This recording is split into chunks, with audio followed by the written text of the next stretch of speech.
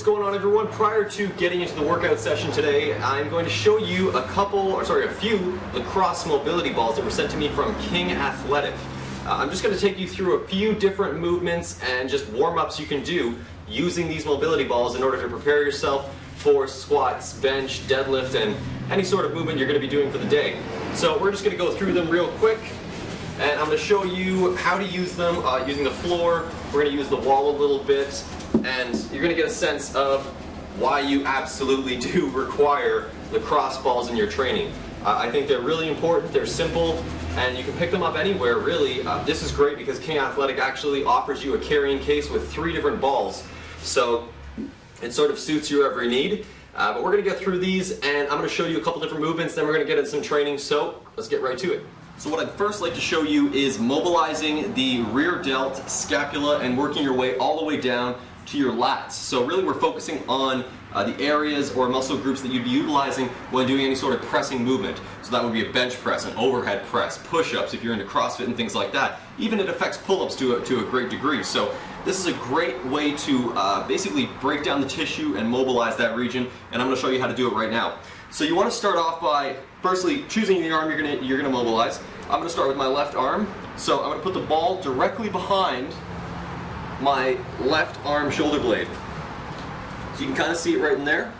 I'm going to take my other arm and use it to bring the left arm in front of me forward. So I'm stretching it. And what this is actually doing, it's allowing me to get in behind the shoulder blade and really work the tissue.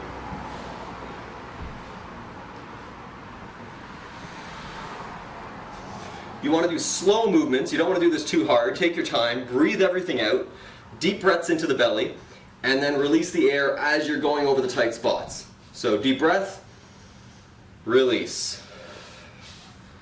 And that's basically it. You're just opening up this whole region. Now I'm getting into the lats, almost getting into the armpit. You can even pull your arm overhead.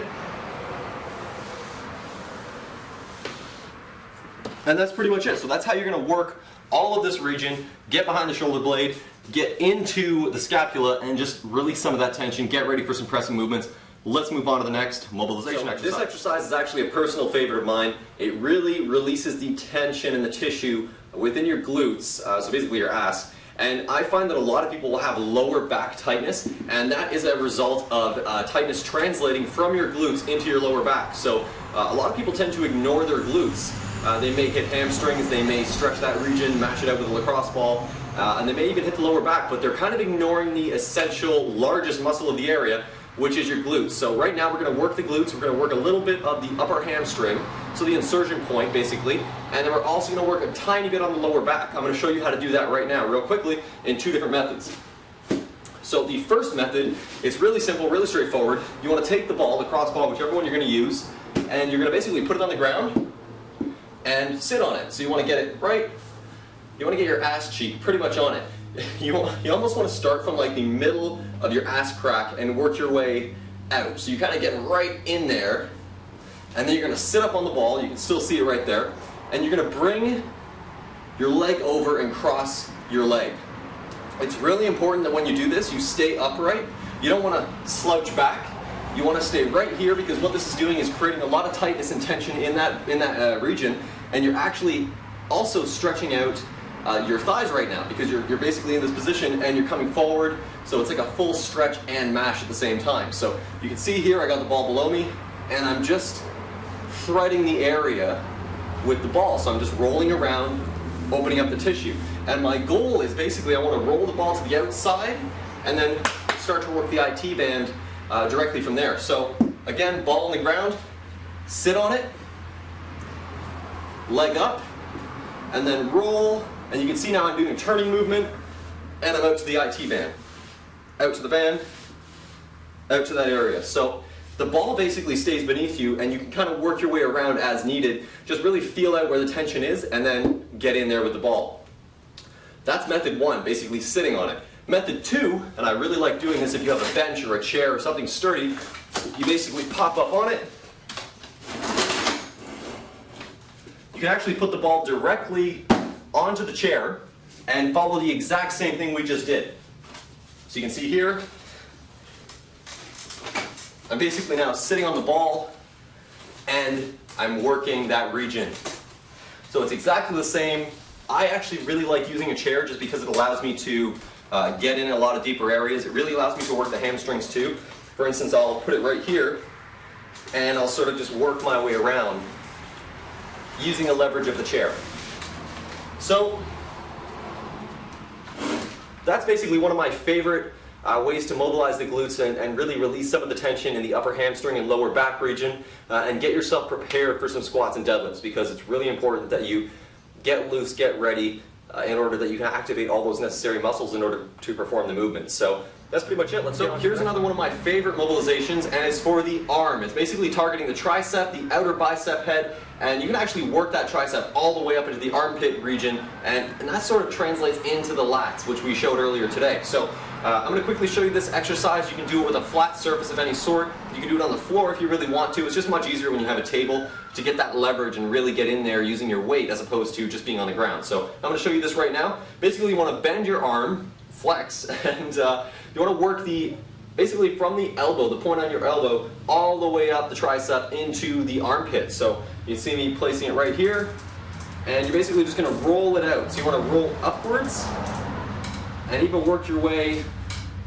out. I'm going to show you right now. You work your way out like that. And you're going to try and hit the outer bicep head as you do this as well.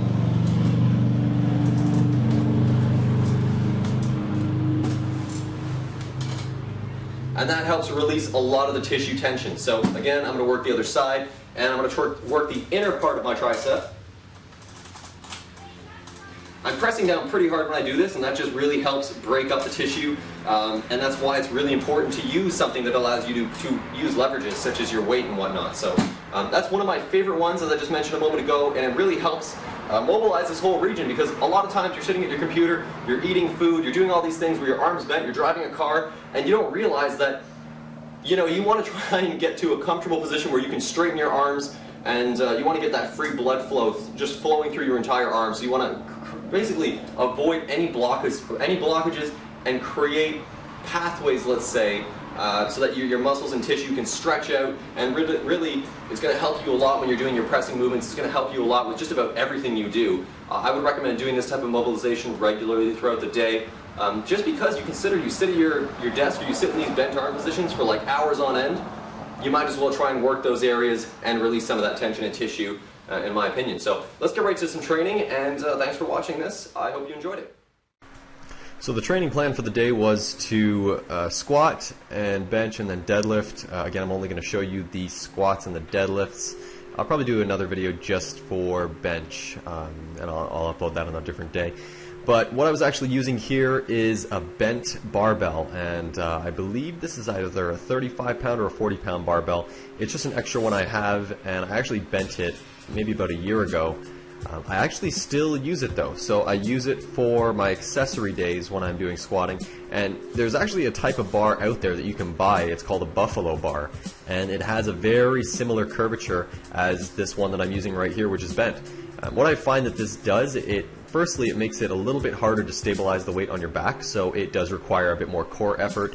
Nextly, when you're actually in the bottom position, it really puts that weight to a lower position on your body than what you'd be used to. I'd say that bend is probably about a 1 inch to an 1.5 inch difference off of a normal barbell, and that would be a normal barbell that's straight. So I mean, I have those as well, but definitely this does change up the movement and make it a bit more dynamic and a bit more difficult. And when I switch back to the barbell on my normal days and on my heavier days, I do actually feel a slight improvement. It's almost like the movement itself gets a little bit easier once I'm using a standard straight barbell.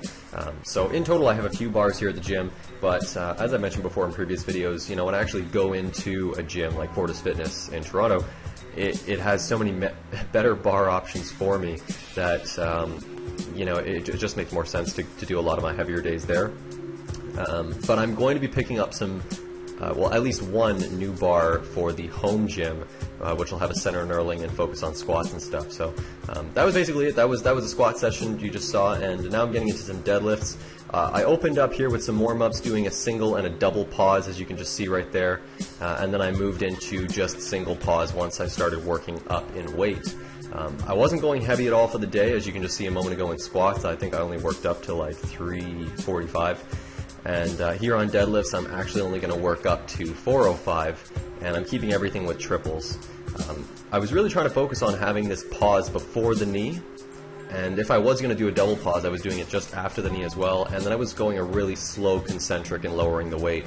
So you're going to see that here, the single pause right below the knee, and then just basically continuing the movement. So what this pause does, it forces me to maintain tightness within my back, and my upper back especially is what I'm trying to focus on.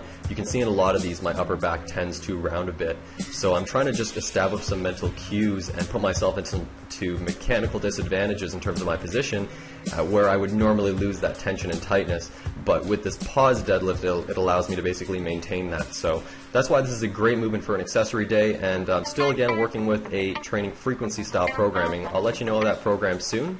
But otherwise, thanks for watching this, and I'll see you again in the next session. Take it easy.